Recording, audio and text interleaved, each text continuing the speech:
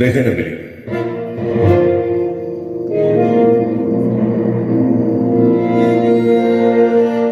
വാർദ്ധക്യത്തിൽ അബ്രഹാമിനും സാറായ്ക്കും ദൈവം കനിഞ്ഞു നൽകിയ മകൻ. വീഴും വീഴും. ഓടല്ലേ ഓടല്ലേന്ന് ഓടല്ലേന്നല്ലേ പറഞ്ഞത്. വീഴൂടാ.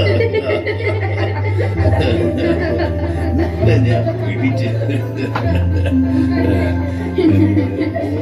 കാട്ടി തന്ന കാര്യം.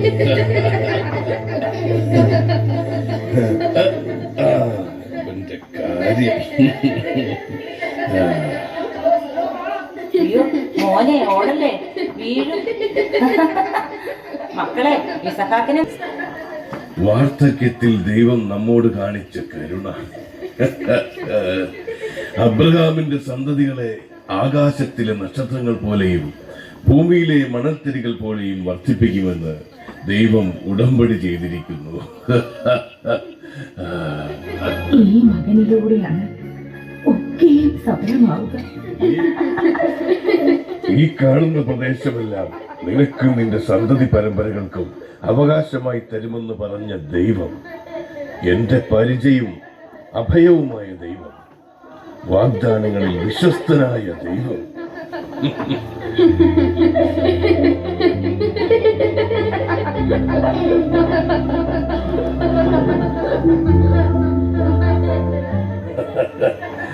സാറാ നോക്കൂ, നമ്മുടെ പൊന്നോമന മകൻ അവന്റെ ചങ്ങാതിമാരോടൊപ്പം.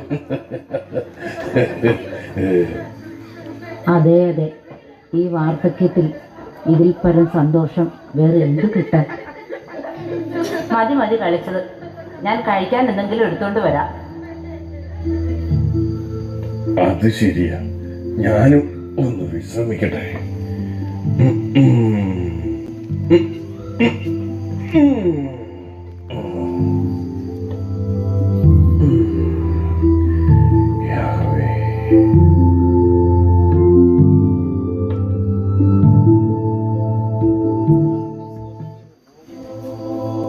അബ്രഹാം, അബ്രഹാം, ഇതാ ഞാൻ. പിതാവേ, കൽപ്പിച്ചാലും.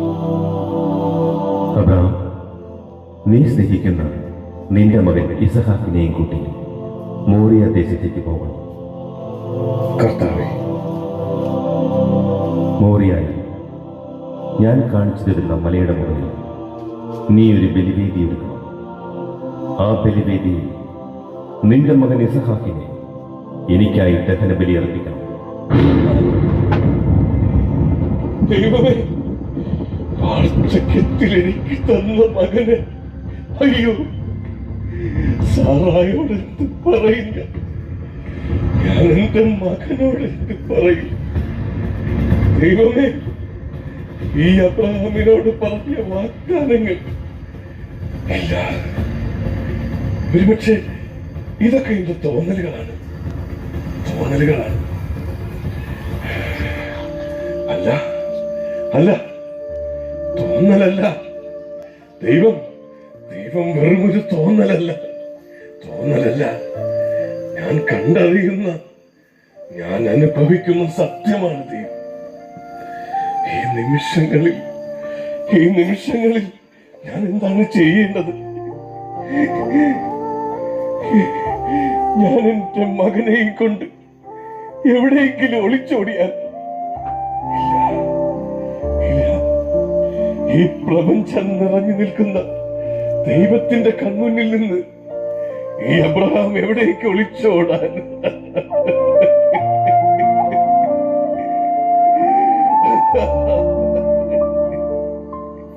മൃഗം എടുത്തു വെക്കണം. യാത്രയ്ക്ക് തയ്യാറായിക്കൊള്ളുക. ഞങ്ങളിതാ വരുന്നു.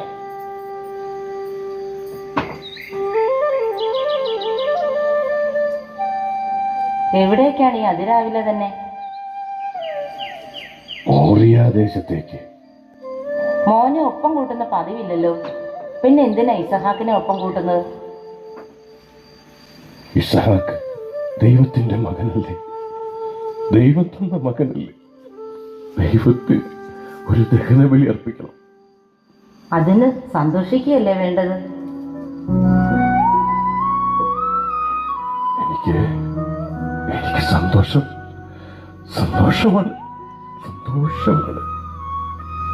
മനസ്സോടെ ബലിയർപ്പിക്കണം, പൂർണ്ണ സന്തോഷത്തോടെ. എന്നാലേ ദൈവം പ്രസാദിക്കൂ.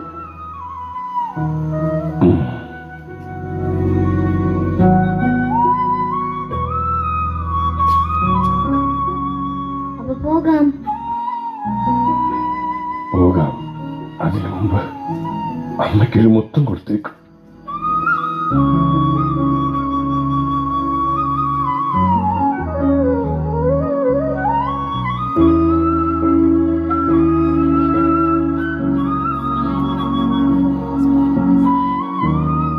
അമ്മ പോയി വരട്ടെ.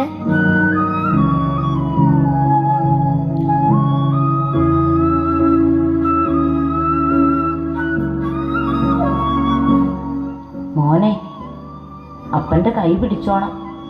ദൈവത്തിന് ബലിയർപ്പിക്കുമ്പോൾ നന്നായി പ്രാർത്ഥിക്കണം. കനിവിൻ്റെ നിധി പേടകത്തിൽ നിന്നും അനുഗ്രഹങ്ങൾ വാരി കോരി തരണേന്ന്, കൂട്ടിന് മാലാഖമാരുണ്ടാകണേന്ന്. ശരി അമ്മ. ദേ മോനെ സൂക്ഷിക്കണേ. ഇതുവരെ അവൻ ദൂരെ എങ്ങും പോയിട്ടില്ലാത്തതാ. വേഗം മടങ്ങി വരണം. എനിക്ക് ഇവനെ പിരിഞ്ഞിരിക്കാൻ കഴിയില്ലെന്ന് അറിയാലോ.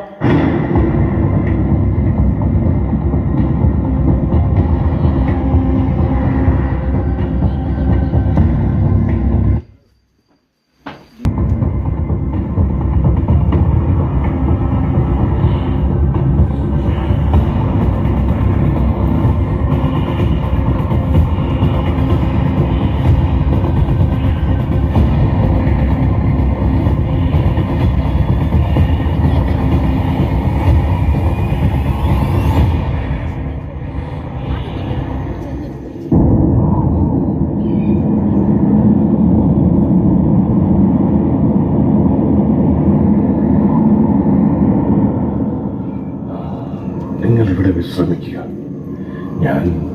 ഞാൻ എൻ്റെ മോനോടൊപ്പം പോയി സർവശക്തനെ ആരാധിച്ചിട്ട് മടങ്ങി വരാം. ശരി.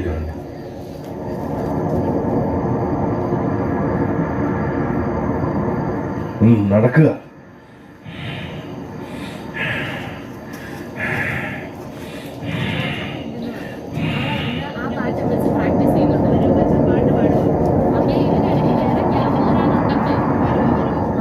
നമ്മളൊരു കാര്യം പറഞ്ഞു.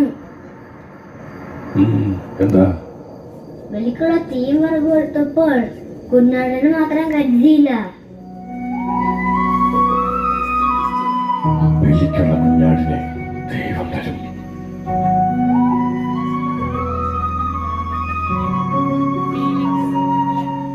നൂറാമത്തെ വയസ്സിൽ എനിക്കൊരു മകൻ ജനിക്കും, സാറ ഒരു മകനെ പ്രസവിക്കും എന്ന് ദേവദൂതന്മാർ പറഞ്ഞപ്പോൾ സാറ ചിരിച്ചു. ഞാനും വിശ്വസിച്ചില്ല. പക്ഷേ ദൈവം വാക്ക് പാലിച്ചു. അവിടത്തേക്ക് അസാധ്യമായിട്ട് ഈ ലോകത്ത് എന്താണുള്ളത്? നീ അബ്രഹാമിന്റെയും സാറായുടെയും മകനല്ല, ദൈവത്തിന്റെ പുത്രനാണ്. അബ്രഹാം നേതാവിന്റെ മകനല്ല, ദൈവത്തിൻ്റെതാണ്. ഈ ലോകവും അതിലെ സമസ്ത ജീവജാലങ്ങളും ദൈവത്തിൻ്റെതാണ്. മനസ്സിലാകുന്നുണ്ടോ മോനെ? അപ്പോ ഇസഹാക്കിന്റെ അവകാശി ആരാണ്? ദൈവം. ആ ദൈവം നിന്നെ തിരികെ ചോദിച്ചാൽ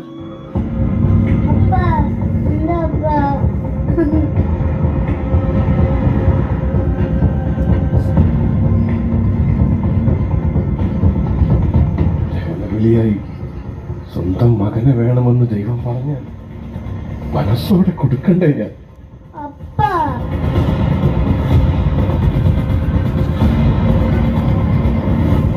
കർത്താവേ, ഇതാ ഞാൻ ദഹനബലിയായി എന്റെ മകനെ അങ്ങേക്ക് സമർപ്പിക്കുന്നു.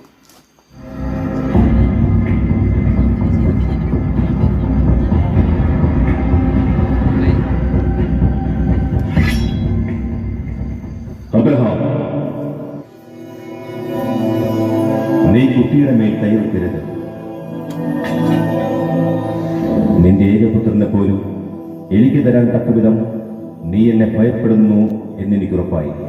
അതിനാൽ ഞാൻ നിന്നെ സമൃദ്ധമായി അനുഗ്രഹിക്കുന്നു. നീ മകനേക്കാൾ മറ്റെന്തിനേക്കാൾ എന്നെ സ്നേഹിക്കുന്നു. നിന്റെ വിശ്വാസം നിന്നെ രക്ഷിച്ചിരിക്കുന്നു. ലോകാവസാനം വരെ നീ സ്മരിക്കപ്പെടും.